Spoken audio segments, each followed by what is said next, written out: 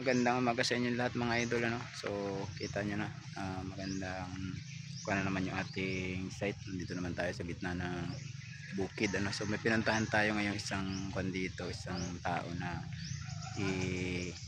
nilapit sa atin ng ating mga concerned citizen, ano.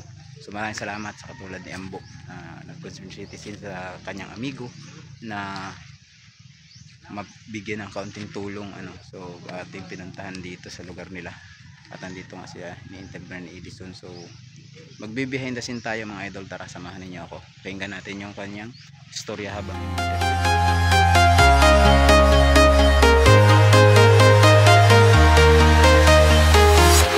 I'm walking alone, the streets are empty.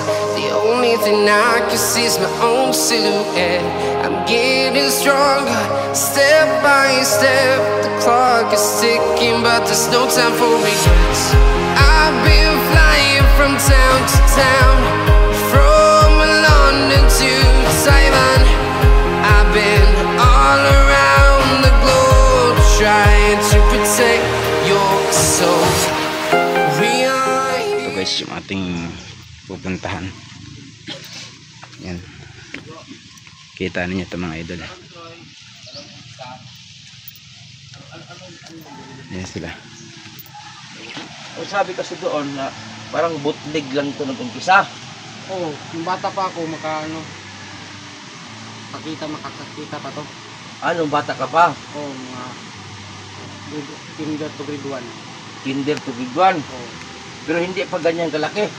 dito pa. Saan ba nag-umpisa ang bukod niyan? Dito pa buwan. Tapos nung namalayan mo, ilang taon ka nang paunti-unting lumaki? Mga nasa 14. 14.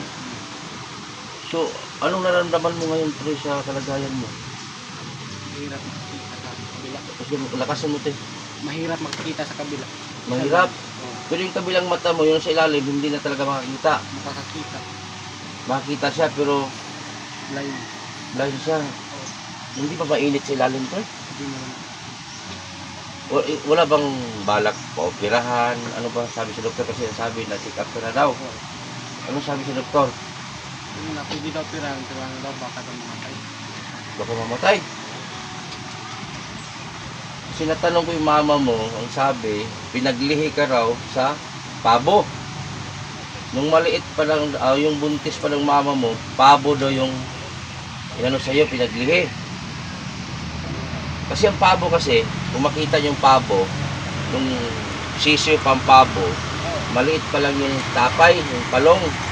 Tapos yung unti-unti lumaki yung pabo, halimbawa kung lalaki, pag lumaki lang yung pabo ng lalaki, yun lalaki yung palong niya. So yun daw yung, kasi marami daw kayong pabo before, alaga.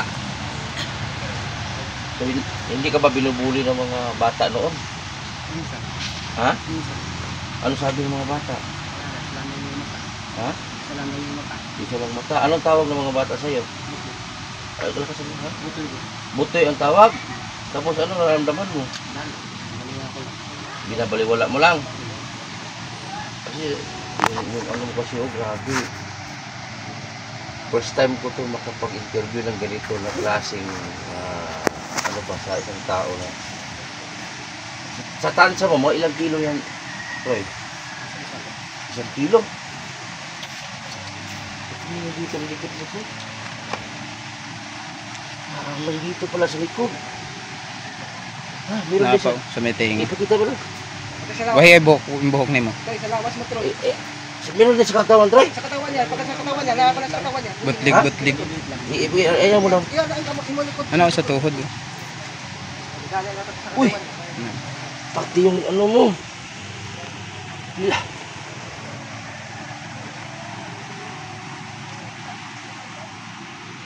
Hala, ang dami.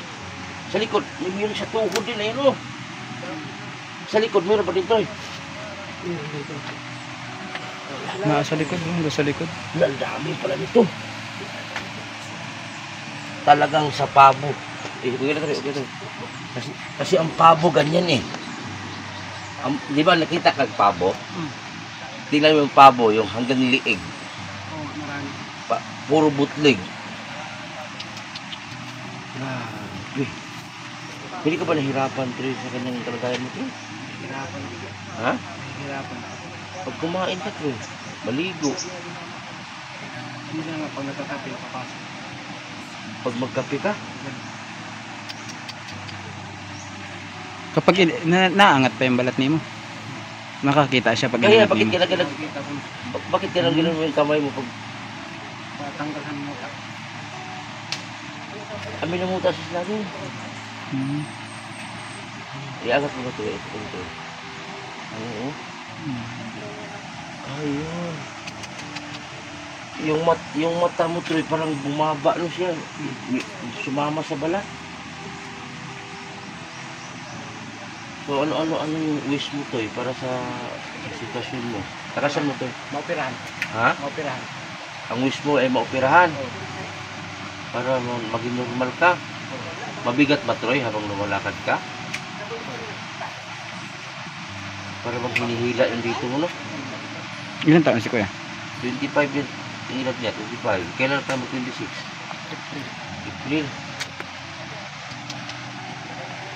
Kung lumalabas ka sa hanggang saan ba ka makagala? Kung lumabas ka, hindi ka ba ilan ng mga tao doon? Minsan, tinitingin yung bagong yung unang kita nila. Tinititigan Masdan. ka. Pagmasdan siya.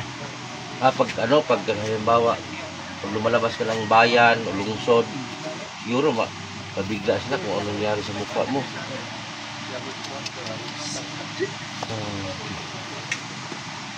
Ako, Troy, ako yung nahirapan sa kalagayan mo, Troy, ba? Hindi ito sa gitna ba? Ano yun? Balat pa rin yan na. No? Ito. Araw-araw din yan nililisan mo, Troy. Galibo. Tapos nagtrabaho ka pa ngayon. So si Troy po, mga kabutiti, nagtrabaho din siya sa isang tindahan. Taga-deliver ng mga soft drinks, no? Magkano din yung sahod mo isang buwan? 7,000. Okay na yun kasi malapit lang naman. Yan lang sa malapitan. So binibigay mo rin ni mama mo. Magkano binibigay ni mama mo? Minsan, 40, 80. Ganon, parang hati kayo. May nobya ka na? Wala. Bakit? Inaayawan ka ng babae. Dahil sa sitwasyon mo. Hindi ka pa nakastry ng babae na nagka-girlfriend? Hindi pa. So hindi pa daw siya nagkaroon ng girlfriend dahil parang inaayawan siya. Dahil po sa kanyang sitwasyon. Yun nga na, nakikita naman natin. Ating mga bata, binubuli siya. Hanggang ngayon, binubuli ka pa rin ng mga bata. Yan, ano masagot mo doon? Inayaan mo na lang. Bakit parang maiyak ka? Gusto mo maging normal? Gusto mo katulad sa amin, ganun, walang ano. So si Troy, gusto niya maging normal. Dahil sa kalagayan niya na ito, mahirapan siya. Pero nagtatrabaho pa rin si Troy sa isang tindahan. Sa grocery ba yan? Grocery? O grocery store, no? Maiyak na si Troy, oh. Siguro naano siya sa kanyang kalagayan ngayon na kahit sino naman. Ang laki yung nakalambiti na laman. Balat man siguro yung Troy, no? Oo. Pero pag purutin yung dulo, Troy, sakit. Nakaramdam ka pa rin ng sakit. Kahit kagat ng lamok. Binabalbasan mo yan, Troy, pag ano? Na may bukman siya. Wawa. Makahilak man tayo ng lantaw, Troy. Oh, daming bukol pati sa paa.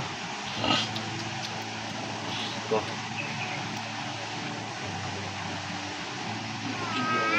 I love that, Troy.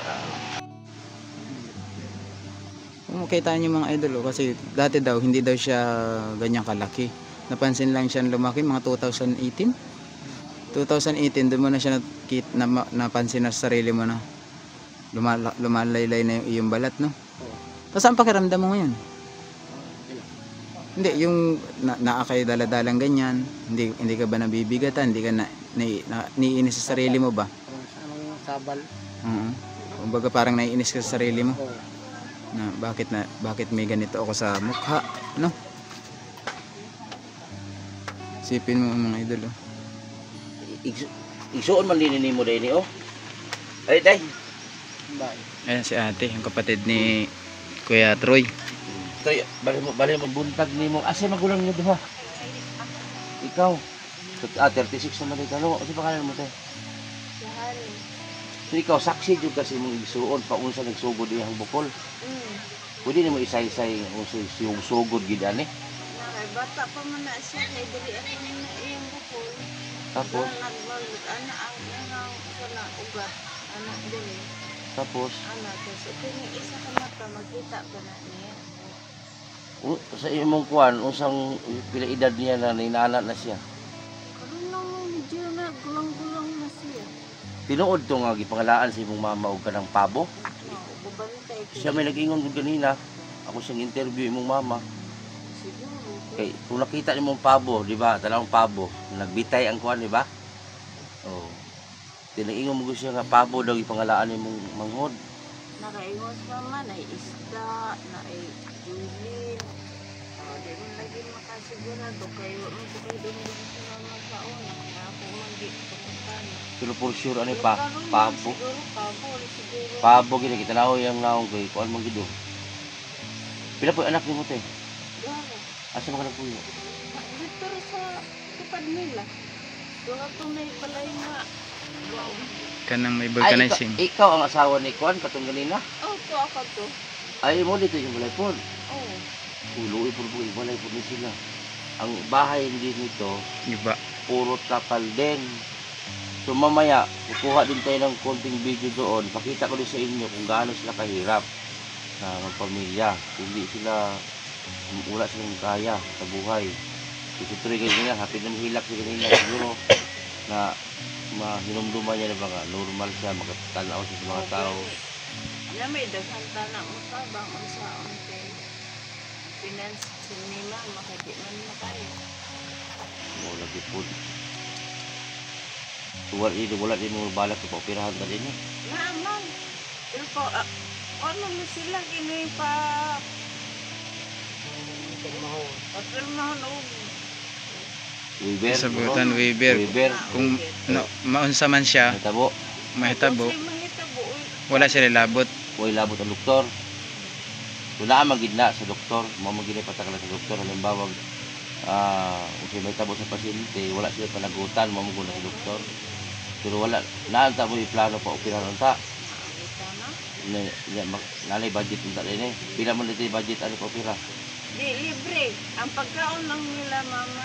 Nilapit siguro sa kanari. Libre So, unta di ay. Oo. Daghang di mo doon. Na ang pagkaon nila, mama. Kaya, Pero nana mo yung giduulan ano nga tabang mo. sige, tuto. Tuto man na tayo, getri.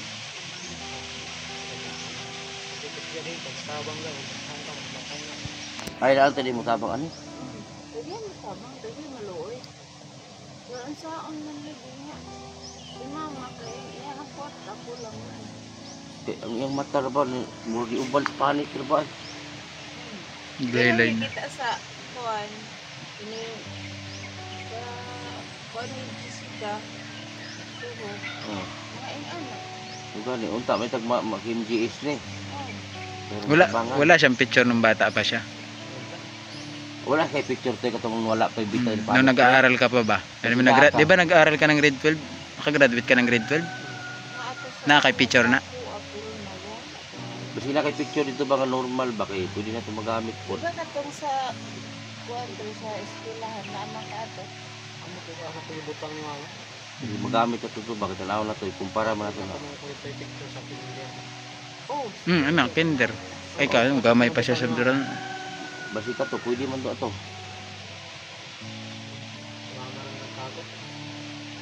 Maraming salamat ulit sa lahat ng manonood. So mapapanood nyo yung full video, full interview kay Edison Butiti. Ano, panoorin nyo sa kanyang YouTube channel. Puntahan ninyo guys. At huwag nyo kalimutan i-like and share yung ating video na to. At sa mga gustong tumulong kay Kuya Troy sa kanyang kondisyon, makita ninyo no? Talagang hindi normal dahil lumalaki daw talaga yung kanyang balat, naglalawit talaga siya, nalalaylay talaga ano. So Huwag nyo sanang kalimutan i-like and share itong ating video na to para sa may mga gusto pong tumulong, may mabubuting puso. Welcome po sa amin. Parating nyo yung inyong tulong sa pamamagitan namin. Ikaw nyo lang sa ating GP Bintong TV or kay Edison Butiti.